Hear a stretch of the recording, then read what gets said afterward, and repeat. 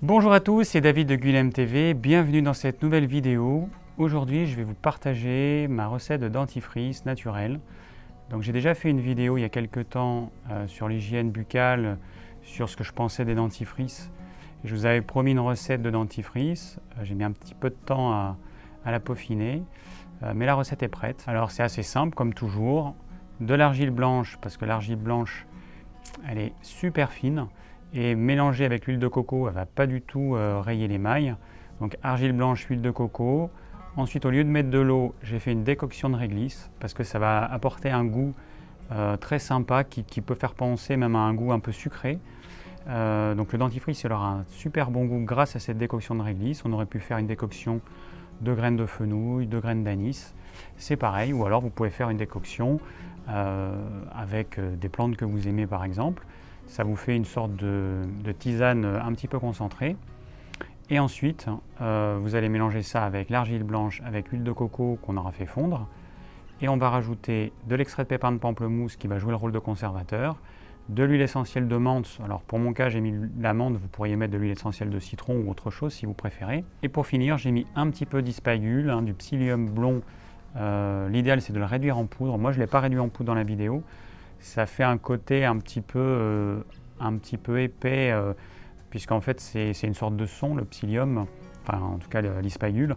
Et du coup, alors moi ça ne me gêne pas, mais en revanche si ça vous gêne, je vous recommande de le passer au blender, votre psyllium, ou alors de le mettre dans un mixeur, un moulin à café électrique, donc de façon à avoir une poudre très fine. Et là vous allez en mettre une demi-cuillère à café, et ce sera parfait, ça va gélifier un petit peu le mélange. Et vous allez voir quand vous allez l'avoir en bouche, ça va être super doux. Et puis voilà, c'est tout. On mélange. Alors moi j'ai utilisé j'ai un mixeur plongeant avec au bout un batteur style blanc en neige. J'ai ça, j'ai utilisé ça. Après vous pouvez le battre avec un fouet ou alors un petit mixeur comme vous voulez, ou même un mixeur plongeant. On peut utiliser n'importe quoi, le but c'est que ce soit quand même assez homogène. Alors ensuite vous avez deux possibilités, soit vous le conservez dans un bocal, donc c'est ce que j'ai fait sur une première version de mon dentifrice, soit vous récupérez un tube de dentifrice, vous coupez le bout, vous le nettoyez, et ensuite vous faites comme dans la vidéo, vous remplissez, alors pas jusqu'en haut sinon vous ne pourrez pas fermer, puisque vous allez devoir replier, mettre un petit bout de scotch, et puis voilà, vous pouvez l'utiliser comme un tube de dentifrice normal. L'avantage de cette solution-là, c'est que la partie du dentifrice qui est à l'intérieur, elle n'est pas en présence des microbes ni de l'air, donc ça va mieux se conserver. Là, à chaque fois qu'on va ouvrir, on va faire rentrer de l'air. Si on met la brosse à dents à l'intérieur, on va faire rentrer des bactéries, donc c'est vraiment pas top en termes de conservation. L'idéal, c'est vraiment cette solution-là. Alors j'imagine qu'il y a d'autres solutions qui existent, il doit y avoir des petits pots en plastique avec un petit poussoir. Moi j'ai utilisé cette solution là qui me paraît à la fois économique et pratique, et puis voilà, ça ressemble à un tube de dentifrice classique. Donc on regarde tout de suite la vidéo de la recette qui est vraiment très très simple, et puis je reviens juste après.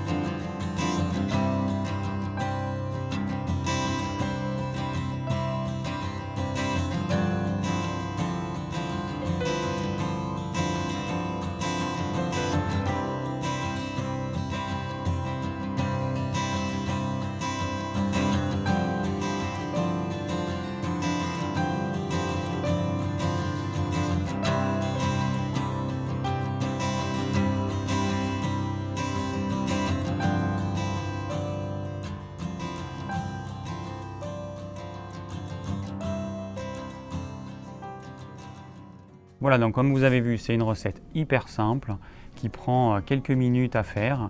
Et puis l'idéal, c'est de faire une quantité, alors pas trop importante parce que la conservation, elle n'est pas éternelle non plus, mais une quantité moyenne parce que sinon vous n'allez pas pouvoir mixer. Si vous faites une infime quantité, vous n'allez pas pouvoir bien mélanger tous les ingrédients. Donc il faut quand même de quoi remplir un petit bocal, ou de faire, je sais pas moi, 2-3 tubes de dentifrice. Donc ça correspond, les quantités que j'ai mises, ça correspond à peu près 2 tubes de dentifrice. Et la quantité que vous faites en plus, mettez-la dans un petit bocal ou dans un autre tube et vous mettez à conserver au réfrigérateur, c'est l'idéal. Si jamais il y a des bactéries, si jamais il y a des choses, eh ben, ça va freiner leur développement. Donc c'est toujours mieux de conserver les choses qu'on n'utilise pas au réfrigérateur. Alors dans la vidéo que j'avais faite précédemment, je déconseillais l'argile en tant que dentifrice. Je déconseille le bicarbonate aussi en tant que dentifrice parce que c'est trop abrasif. Dans cette recette-là, l'argile blanche qui est déjà hyper fine à la base, elle va être mélangée avec de l'huile de coco qui va enrober un petit peu les particules d'argile. Et puis ensuite, on a l'ispagule, qui va encore, le gel d'ispagule, qui va enrober tout ça. Et du coup, c'est quelque chose qui n'est absolument pas abrasif. Moi, ce que je déconseille, c'est de prendre un petit peu d'argile, de le mettre sur sa brosse à dents et de se brosser les dents avec de l'argile pure, puisque là, vous allez avoir le côté abrasif de l'argile qui va agir directement sur l'émail de vos dents. Donc avec cette recette-là, vous avez un dentifrice hyper doux que vous pouvez utiliser au quotidien sans problème, que vous pouvez utiliser toute l'année, toute votre vie. Vous n'avez pas de savon, vous n'avez pas de substance agressive. On utilise de l'argile blanche, donc ça fait quelque chose qui est assez clair. Alors avec la décoction de réglisse, bon, ça prend une couleur caramel, mais très claire. Mais grâce à ça, vous avez un dentifrice qui est clair, qui n'est pas coloré. Et du coup, si vous avez un saignement des gencives, vous allez le voir. Alors, si vous avez des dentifrices qui sont colorés, vous risquez de ne pas voir un éventuel saignement des gencives. Il y a par exemple la marque Velleda qui fait un dentifrice au ratania, qui est une plante qui est utilisée justement quand on a des problèmes de gencives. Sauf que leur dentifrice, du coup, il est coloré en rose et que lorsqu'on l'utilise, on ne va pas voir si nos gencives saignent parce que le saignement des gencives fait une coloration naturellement rose si vous utilisez un dentifrice. Voilà, c'est pour cette raison que je trouve que c'est vraiment bien que le dentifrice il soit blanc, parce qu'on aurait pu utiliser de l'argile verte, de l'argile rouge, de l'argile jaune, de l'argile rose. Les argiles, elles ont tout type de couleur en fonction de certains éléments qu'il y a dans l'argile, des oxydes, différents éléments.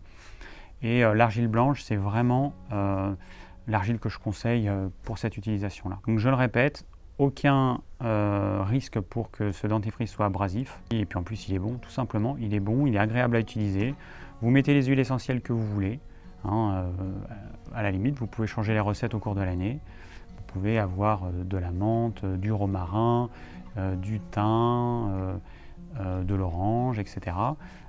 Et vous allez faire votre propre dentifrice en fonction de votre humeur. Merci d'avoir suivi cette vidéo, j'espère qu'elle vous aura plu. Si vous avez des questions, n'hésitez pas à les laisser en commentaire. Si vous désirez recevoir gratuitement mes conseils pour une alimentation saine, cliquez sur le lien ci-dessous. Et je vous dis à très bientôt pour de nouvelles vidéos.